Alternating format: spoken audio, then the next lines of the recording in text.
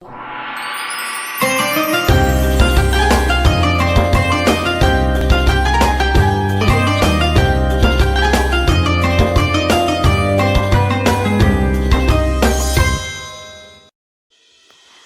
sih yang dimaksud dengan kolonialisme, postkolonialisme, Islam, dan pendidikan Islam itu? Kolonialisme adalah sebuah sistem politik dan ekonomi di mana satu negara atau kekuatan saling menguasai dan mengendalikan wilayah atau bangsa lain untuk memperoleh keuntungan politik, ekonomi, dan sosial. Kolonialisme umumnya terjadi selama periode penjajahan, di mana kekuatan-kekuatan Barat seperti Britania Raya, Prancis, Belanda, dan Spanyol menjajah wilayah-wilayah di Afrika, Asia, dan Amerika. Tujuan kolonialisme adalah untuk menguasai sumber daya alam, mengendalikan perdagangan, dan memperluas pengaruh politik dan kebudayaan. Sedangkan postkolonialisme merupakan perspektif atau pendekatan dalam studi kultural, sastra, dan ilmu sosial yang berkaitan dengan dampak dan warisan kolonialisme. Setelah negara-negara tersebut memperoleh kemerdekaan mereka, hal ini melibatkan analisis kritis terhadap konsekuensi sosial, budaya, dan politik yang dihasilkan oleh periode kolonial. Postkolonialisme menyoroti penindasan, dominasi, dan ketidaksetaraan yang terjadi selama masa kolonial, serta upaya membangun identitas dan kesadaran yang berbeda setelah kemerdekaan. Islam adalah agama yang didasarkan pada ajaran Nabi Muhammad, yang dianggap sebagai nabi terakhir dalam tradisi Islam. Islam memiliki ajaran-ajaran etika, spiritualitas, dan hukum yang diatur dalam Al-Quran dan hadis. Agama ini memiliki pengikut di seluruh dunia, dengan mayoritas umat Islam tinggal di negara-negara seperti Indonesia, Pakistan, Bangladesh, India, dan Mesir. Islam juga memiliki cabang-cabang seperti Sunni dan Syiah. Selanjutnya, pendidikan. Pendidikan dalam konteks kolonialisme dan postkolonialisme seringkali terkait dengan peran dan pengaruh kolonial dalam sistem pendidikan di negara-negara jajahan. Selama masa kolonial, pendidikan seringkali dirancang untuk mendukung kepentingan kolonial dan melahirkan elit setempat yang loyal kepada penjajah.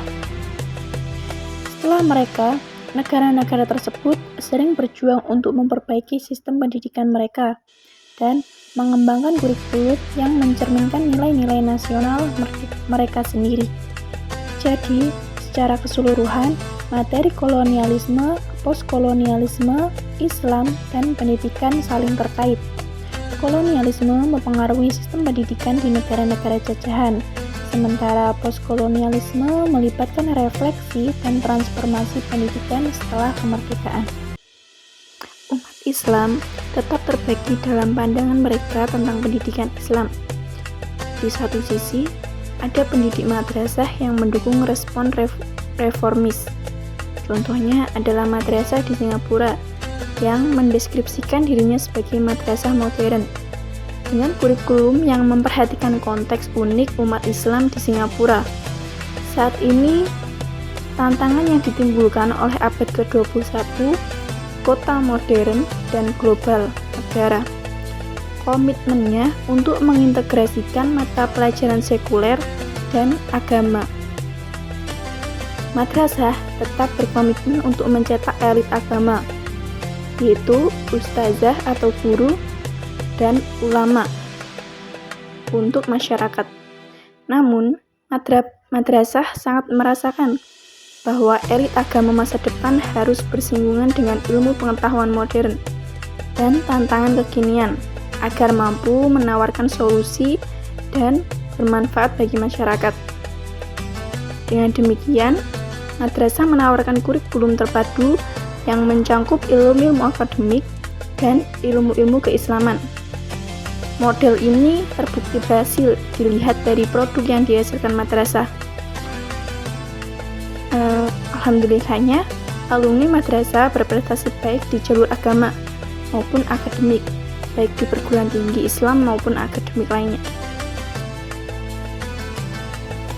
Di sini, saya akan menjelaskan tentang kolonialisme Barat dan dampaknya terhadap Islam dan pendidikan Islam sejak abad ke-19. Perubahan ini menimbulkan sejumlah dilema dan tantangan bagi umat Islam selama ini dan setelah masa kolonial. Dalam kasus pendidikan Islam, perdebatan dan kontroversi utama berpusat pada tempat dan misi sekolah Islam dengan latar belakang kemerdekaan, pembangunan negara, dan modernisasi.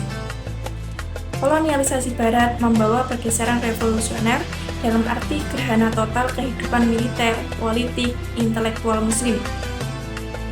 Di antara perubahan besar yang diperkenalkan oleh pemerintah kolonial ke wilayah Muslim adalah hukum sekuler dan pendidikan model Barat. Apa sih yang dimaksud dengan sekuler itu? Sekularisme atau disebut juga dengan sekuler dapat diartikan sebagai ideologi yang menyatakan bahwa sebuah institusi atau badan negara harus berdiri terpisah dari agama dan kepercayaan.